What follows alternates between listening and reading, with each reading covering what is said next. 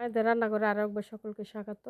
আজকে বাচ্চাদেরকে কিভাবে ভোলাভালা করে খাওয়ানো যায় সেই টেকনিক দেখাবো। বিভিন্ন জিনিস এখানে যে দস্তর কচুগুলো নিয়ে এসেছিলাম এগুলো ফ্রিজে রেখে দিয়েছিলাম। আজকে এগুলো চিংড়ি মাছ দিয়ে ভাজি করব, তাই কুচি করে কেটে নিয়েছি। আর করব বড়া, যেটা যে বাচ্চাদের ভোলাভালা করে খাওয়াবো। এই যে এটা পানিতে ফেললে চিংড়ি মাছের মতো ফুলে উঠবে, খুবই সুন্দর, বাচ্চারা দেখে খুবই খুশি হবে। তো চলেন রেসিপিটা শেয়ার করি আপনাদের সাথে। এখানে আমি চালের গুঁড়া নেব কিছুটা, আর নেব আমি হলুদের গুঁড়া, ধনিয়ার গুঁড়া, জিরার গুঁড়া আর স্বাদ মতো লবণ দিয়ে আমি এই খামিরটা তৈরি করব। আর ওইদিকে পানিতে ফেলে রেখেছি আমি যে দস্তরের ফুল বানিয়ে রাখছিলাম ওইগুলা, আর কিছু পুঁই শাকের পাতা নিয়েছি, ওগুলো দিয়ে বড়া করব। ওই যে কত সুন্দর দেখছেন ফুলে উঠেছে।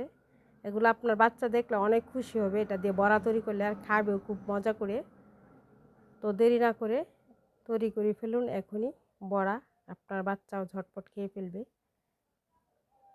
তো ওই যে আমি নুন হলুদ মেখে রেখেছি ধুয়ে, এখন খামিরটার মধ্যে চুবাবো আর তেলে ছাড়বো, যেহেতু তেল চুলায় বসিয়ে দিয়েছি। এইভাবে একবার বড়া বানিয়ে বাচ্চাদেরকে দিবেন, বাচ্চারাও খুশি হবে, খেয়েও মজা পাবে। আর এটা কিন্তু স্বাস্থ্যসম্মত, কোনো কেমিক্যাল নাই, কোনো কিচ্ছু না। আর এটা খেতেও ভালো। এই দুধ কচু কিন্তু অনেক উপকার আমাদের শরীরের জন্য। এই যে দিয়ে দিলাম বড়াগুলো আমি, সুন্দর দেখেন কত সুন্দর হয়েছে, একদম মুচমুচে কিন্তু হয়েছে বড়াগুলা। আমি পুঁই শাকের পাতা দিয়েও বড়া করব, সেটাও আপনাদেরকে দেখাচ্ছি।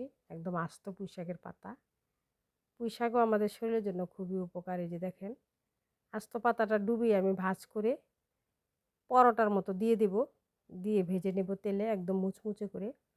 আপনারা চাইলে কিন্তু এভাবে ভেজে খেয়ে দেখতে পারেন, খুবই মজা। আর আমাদের রান্নাটা ভালো লেগে থাকলে অবশ্যই অবশ্যই একটা লাইক করবেন, শেয়ার করবেন, সুন্দর একটা কমেন্ট করবেন, আর মায়ের রান্নাঘরটাকে সাবস্ক্রাইব করে দেবেন। এই যে দেখেন কতগুলো বড়া বানিয়ে ফেলছি, একদম রুটির মতো, পরোটার মতো, দেখতেও সুন্দর, খেতেও মজা। এখনই ঝটপট বানিয়ে ফেলুন আপনি আপনার বাচ্চার জন্য। তো আজ এই পর্যন্তই, আগামীকাল দেখা হবে নতুন কোনো রান্না নিয়ে। আল্লাহ।